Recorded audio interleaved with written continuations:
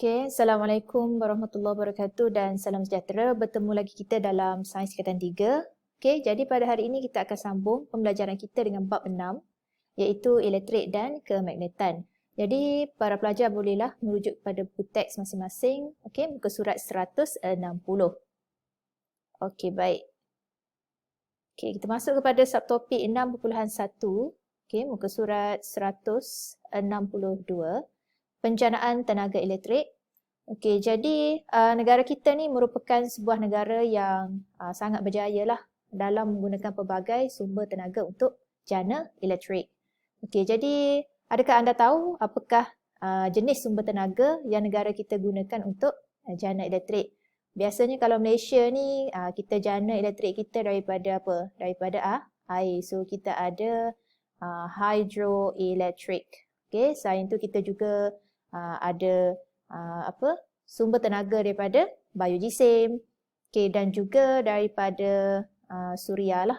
Kita menggunakan tenaga solar.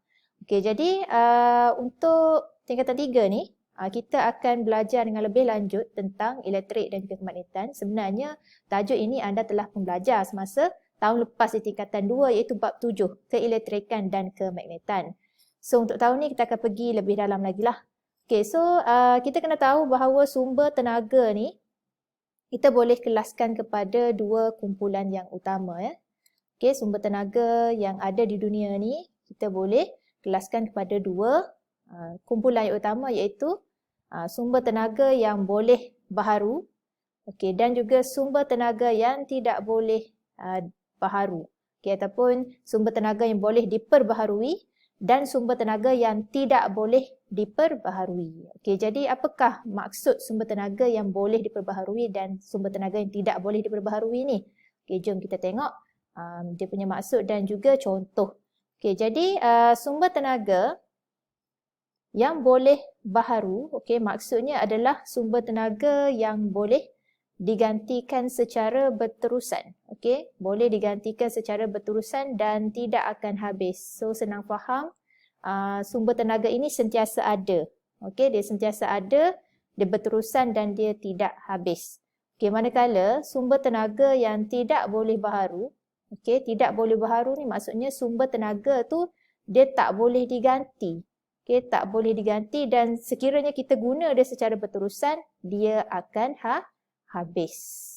Jelas? So kita tengok contoh-contoh sumber tenaga yang boleh baharu. Apakah contoh sumber tenaga yang boleh diperbaharui? Maksudnya yang sentiasa ada dan tak habis. Contohnya tenaga hidro. Tenaga hidro ni kita dapat daripada air. Hidro maksudnya air. Tenaga ombak, tenaga solar daripada matahari, tenaga pasang surut, tenaga angin, tenaga biogesim, dan juga tenaga geoterma. So kalau biogesim ni maksudnya pereputan sisa-sisa tumbuhan dan juga haiwan. Daripada pereputan sisa-sisa tu tadi kita boleh dapatkan tenaga biogesim. Kalau tenaga geoterma ni pula adalah tenaga haba daripada dalam bumi. So kesemua tenaga ni ada berapa? 1, 2, 3, 4, 5, 6, 7 adalah tenaga yang boleh diperbaharui. Maksudnya dia tak akan habis walaupun diguna secara berterusan. Manakala contoh-contoh bagi sumber tenaga yang tidak boleh baharu iaitu tenaga yang kalau kita sentiasa gunakan dia, sentiasa lombong dia akan habis satu hari nanti. Contohnya apa? Iaitu tenaga nuklear. Arang batu, gas asli dan juga petroleum. Jom kita tengok contoh-contoh stesen jana kuasa yang ada di negara kita. Contohnya stesen jana kuasa hybrid. Hybrid ni maksudnya campuran lah. Kalau dalam gambar ni kita tengok ini adalah apa? Dia jana tenaga elektrik daripada tenaga angin. Yang ini pula adalah panel solar. So dia jana tenaga daripada tenaga solar. Ada lagi tak yang lain-lain? Ada. Kat negara kita juga, terutamanya kalau di negeri-negeri seperti negeri apa? Seperti negeri Sarawak, kita ada banyak stesen jana kuasa hydroelectric. Kita bina empangan. So daripada empangan ni kita boleh jana tenaga elektrik. Kemudian kita juga ada stesen jana kuasa Tuanku Jaafar di Negeri Sembilan. So sumber tenaga yang digunakan di sini adalah gas asli. So ini adalah stesen jana kuasa terma. Okey, terma ni bermaksud haba. Maksudnya daripada pembakaran gas asli tu tadi, kita akan dapatkan tenaga haba. Daripada tenaga haba tu, kita boleh jana tenaga elektrik. So macam mana nak jana tenaga elektrik pada tenaga haba? Okey, kita akan tengok dengan lebih lanjut selepas ini. Okey, lagi kita ada apa lagi? Okey, kita juga ada stesen jana kuasa terma yang lain. Okey, seperti di Manjung Perak ni. Okey, turut sama menggunakan bahan api fosil, iaitu apa? Arang batu. Okey, dan lain-lain lagi kita ada stesen jana kuasa biojisim. Okey, yang ini ada dekat Sabah. Okey, dan juga kita ada stesen jana kuasa yang menggunakan bahan api diesel. Alright. Okey, sekarang kita tengok kepada proses penjanaan tenaga elektrik.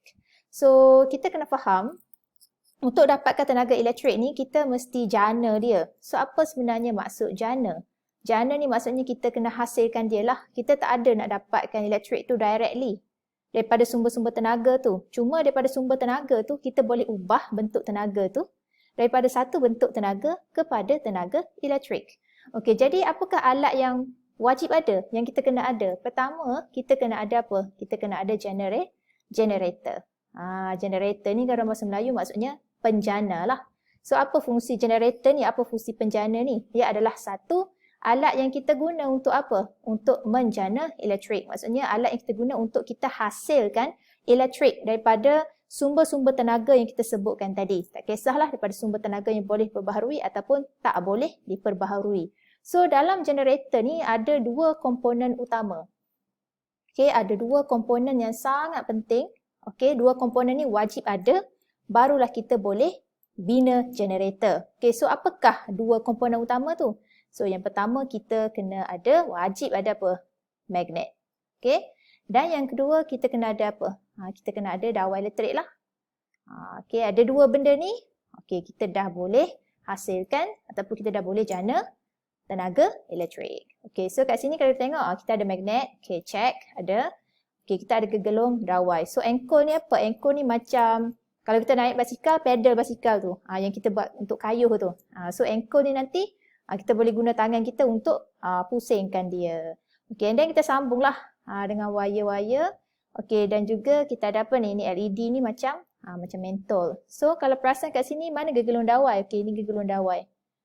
So nanti bila kita pusingkan engkol ni, gegelung dawai ni dia akan berpusing. So bila dia berpusing, dia akan memotong medan magnet yang ada kat sini. So bila gegelung dawai itu memotong medan magnet, maka akan terhasillah arus aruhan ataupun kita panggil arus elektrik. Arus aruhan elektrik tadi yang akan menyalakan LED yang ada di sini. Okay. So kat sini dia terangkan juga, dia cakap, okay, saya ulang lagi sekali. Apabila engkol pada model generator tu diputar, okay, satu arus yang dikenali sebagai, yang saya sebut tadi apa? Arus aruhan. Kenapa nama dia arus aruhan? Kerana kita yang hasilkan dia daripada putaran putaran engkol tadi. So bila engkol tu diputarkan, maka apa yang berlaku? Gerakan dawai. Okey, gerakan dawai tu dia akan menyebabkan medan magnet tu terpotong. So bila medan magnet terpotong, maka ada arus yang terhasil. Okey, kalau nak lebih faham, kita tengok pada gambar ni.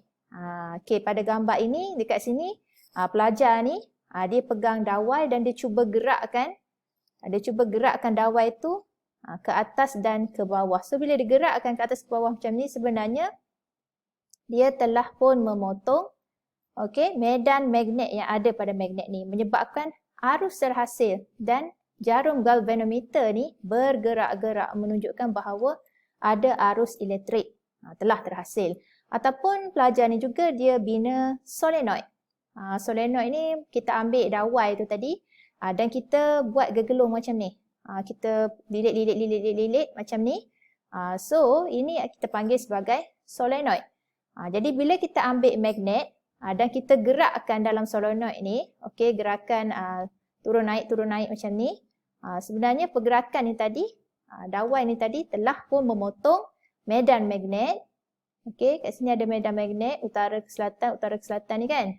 Jadi menyebabkan arus elektrik terhasil. Dan macam mana kita nak tahu arus elektrik itu terhasil?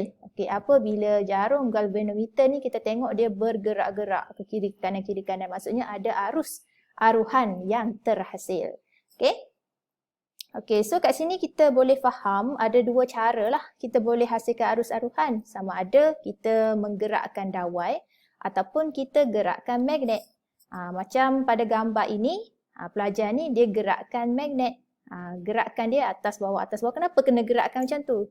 Supaya dawai ni tadi boleh memotong medan magnet. Kalau macam ni pun sama. Dia gerakkan magnet. Okey, yang ni tadi solenoid yang digerakkan, yang ni dia gerakkan magnet. Okey, so kita faham kat sini apabila garis medan magnet terpotong, maka arus aruhan elektrik akan terhasil. Okey, itu cara yang paling mudah lah kita nak hasilkan elektrik sendiri. Tapi elektrik yang terhasil tu dia punya arus tu sangat kecil lah. Okey, kemudian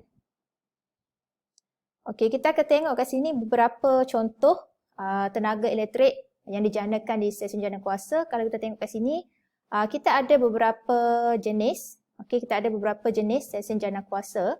So, yang pertama ni kita ada stesen jana kuasa terma. Okey, kemudian kita ada stesen jana kuasa yang menjana tenaga elektrik daripada tenaga solar.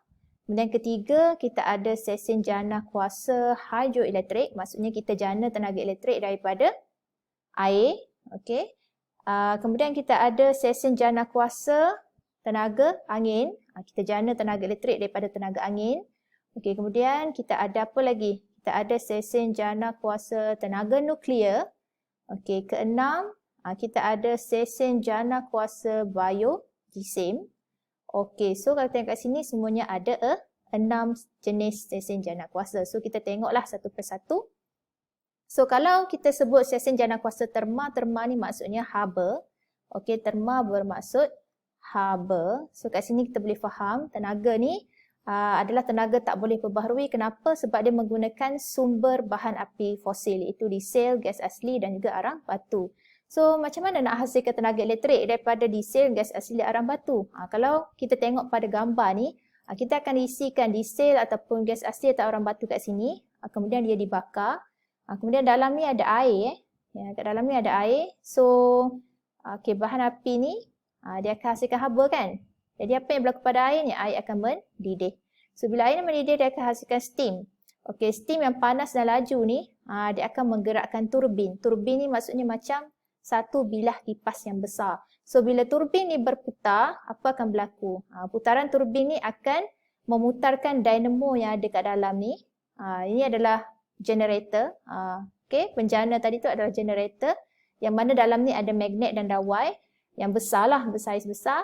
And then, okey, bila penjana ni berputar, maka terhasillah tenaga elektrik. Okey, kemudian tenaga elektrik ni dihantar ke menara elektrik, kemudian daripada menara elektrik ni dihantarlah ke rumah-rumah kita dan juga bangunan-bangunan lain.